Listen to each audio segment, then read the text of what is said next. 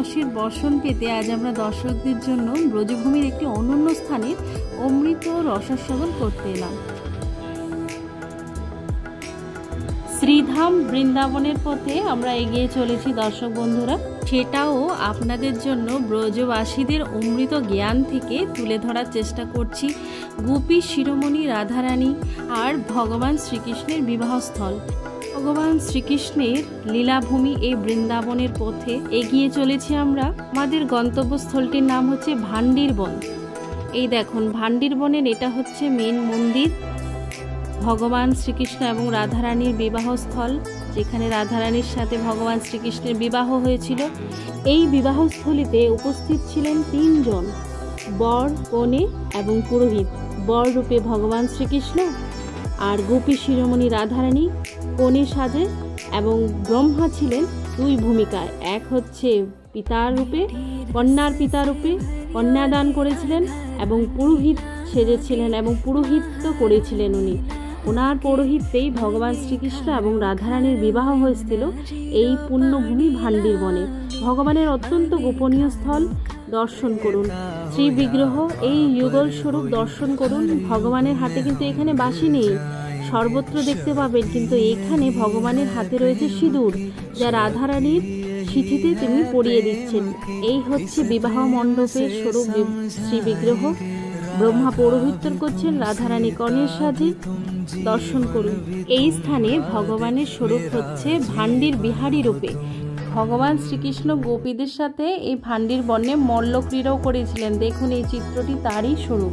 ভগবান শ্রীকৃষ্ণ এই ভান্ডির বনে গো চড়াতে আসতেন এবং সখাদের সাথেও খাবার খেতেন। দেখুন এই চিত্রটিতে সেটি তুলে ধরার চেষ্টা করা হয়েছে। এবং এই যমুনার পার হয়ে গোপীরাও শ্রীকৃষ্ণের সাথে আসতেন। এখানে দুর্বাসা মুনিরও আশ্রম ছিল। দুর্বাসা মুনিকে গোপীরা একদিন ভোজন করিয়েছিলেন। এবং শুধু তাই নয়, ভগবান শ্রীকৃষ্ণ দুর্বাসা মুনির কাছে তন্ত্রবিদ্যাও শিখেছিলেন এই ভান্ডির বনে। এই ভান্ডির বনে ভগবানের অনেক লীলা ছড়িয়ে রয়েছে, তার মধ্যে একটি হচ্ছে দাবাগ্নি পান লীলা। এখানে ভগবান দাবাগ্নি অনল পান করেছিলেন, মানে অগ্নিকে পান করেছিলেন। এই ভগবান শ্রীকৃষ্ণ গোমাতা তাদের বাছুর এবং সখাদের রক্ষার্থে দাবাগ্নি পান করেছিলেন। এই ভান্ডির বনে অনেক গোপন রহস্য রয়েছে, একটি একটি করে তুলে ধরার চেষ্টা করছি। প্রথমত দর্শক, এই বটবৃক্ষটি ভালো করে দেখুন। এই বটবৃক্ষটি এখন যে আকার আপনারা দেখতে পাচ্ছেন, ভগবান শ্রীকৃষ্ণের সময় এই বটবৃক্ষটি 15 কিলোমিটার পর্যন্ত বিস্তৃত ছিল, অর্থাৎ পঞ্চকোশী পর্যন্ত এর বিস্তৃত ছিল এই শাখাগুলো।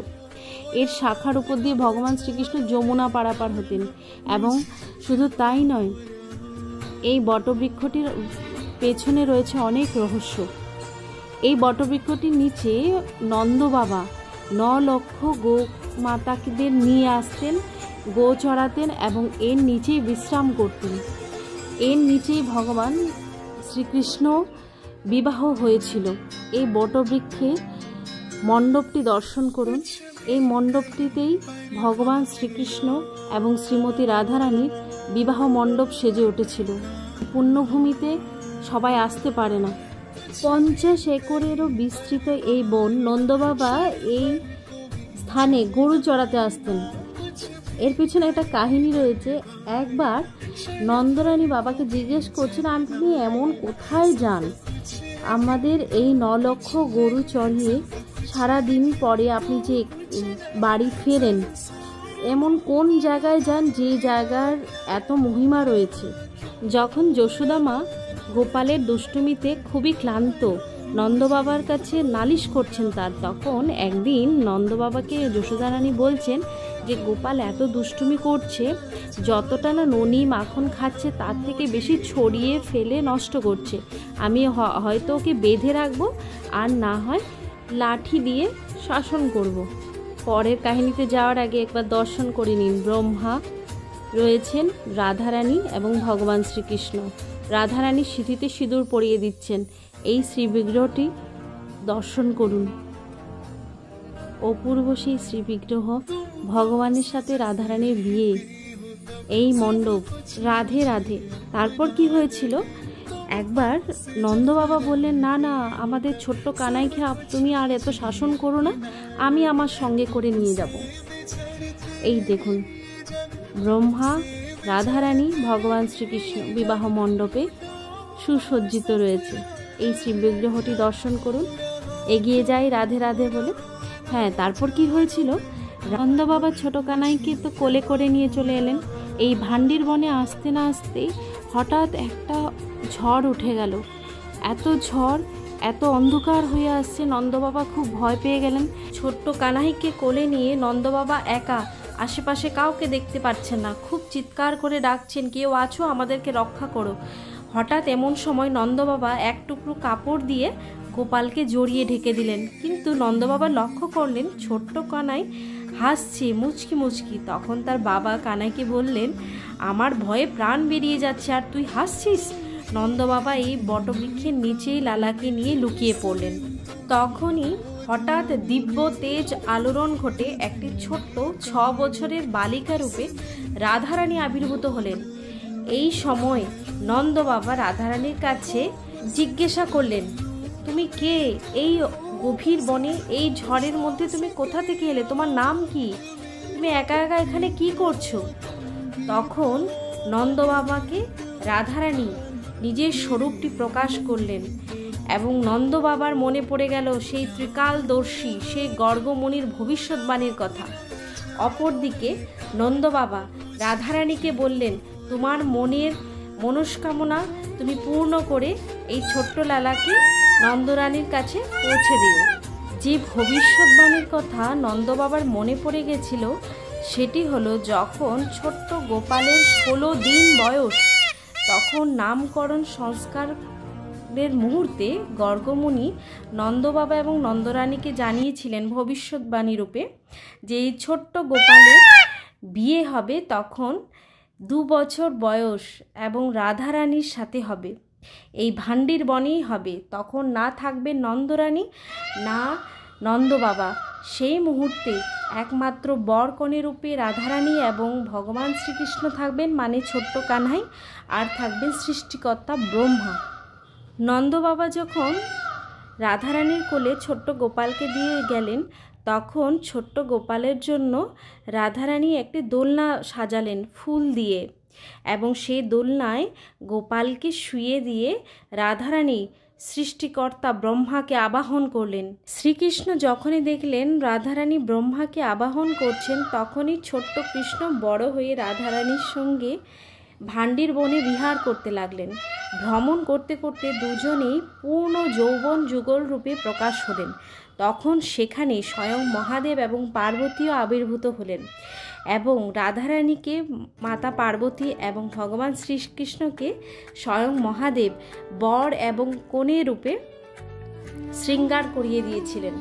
এই ভান্ডির বনেই ভগবান শ্রীকৃষ্ণ বৎসাসুর নামক রাক্ষসকে বধ করেছিলেন এবং শ্রীকৃষ্ণ গুহত্যা নামক পাপ থেকে মুক্তির জন্য এই ভান্ডির বনে একটি কূপ খনন করেছিলেন বাঁশি, নিজের অত্যন্ত প্রিয় বাঁশির দ্বারা। এই হলো সেই কূপটি। এটাকে বেণীকূপও বলা হয়, ত্রিবেণী কূপও বলা হয়। আসুন দর্শন করি এই ত্রিবেণী কূপটি। এই কূপের অনেক মাহাত্ম্য রয়েছে। ব্রজবাসীদের থেকে পাওয়া তথ্য অনুযায়ী এই যে কূপটি আপনারা দর্শন করছেন, এর অস্তিত্ব দাপর যুগের আগে থেকেই ছিল। আদি বরাহ পুরাণে এমনকি ভাগবত বর্ণিত রয়েছে যে রাজা সত্যব্রতর কাছে ভগবান বিষ্ণু মৎস্য অবতারে এই কূপের মধ্যে 2 প্রহরেরও বেশি সময় ধরে অবস্থান করেছিলেন। তাই এই কূপটি মৎস্যকূপ নামেও পরিচিত। কিন্তু সময়ের প্রবাহে এই কূপটি লুপ্ত হয়ে গেছিল। কিন্তু ভগবান যখন শ্রীকৃষ্ণ রূপে দাপর যুগে এসেছিলেন, তখন এই কূপটিকে পুনরায় প্রকাশ করলেন। এই ভান্ডির বনের উপর দিয়ে যদি কোনো চড়াই পাখি উড়ে যায়, সেও মুক্তি লাভ করে। ভান্ডির এই কূপের জল যদি কেউ আচমন করে বা অভিসিঞ্চন করে, তাহলেও তার কোটি জন্মের পাপ নষ্ট হয়ে যায়। বিশেষত এই ভান্ডির বিহারী দর্শন করার পর যদি কেউ মাধুকরী করে, তাহলেও তার অনন্ত কোটি জন্মের দারিদ্রতা নষ্ট হয়ে যায় এবং রাধারানীর চরণের ভক্তি লাভ করেন। সোমবতী অমাবস্যায় এই বেণুকূপের জলে যদি কেউ ব্রহ্ম মুহূর্তে স্নান করে, সেই মুহূর্তে 68 কোটি তীর্থের সমন্বয় ঘটে এই বেনুকূপে। সে জলে যদি কেউ চান করে তাহলে অনন্ত কোটি জন্মের পাপ নষ্ট হয়ে যায়। বলরামও এই ভান্ডির বনে প্রলম্বাসুরকে বধ করেছিলেন। ভগবান শ্রীকৃষ্ণ সখাদের নির্দেশে এখানে এই কূপের জলে 68 কোটি তীর্থের সমন্বয় ঘটিয়ে এর জলে চান করে ভূহত্যার পাপ থেকে মুক্ত হয়েছিলেন। ভান্ডির বনের মাহাত্ম্য ব্রজবাসীর মুখে। यहाँ राधा रानी की शादी हुई है। अच्छा। पूरे ब्रज में आपने दर्शन किए होंगे, सब जगह मंदिर में जाते हैं, लड्डू खाते हैं। एक अकेला मंदिर यहाँ है जहाँ ब्रह्मा जी ने शादी कराई है। पिता का काम और पुरोहित का काम दोनों किए। राधा रानी बड़ी थी, कन्हैया छोटे थे, बराबर का किया और शादी कराई।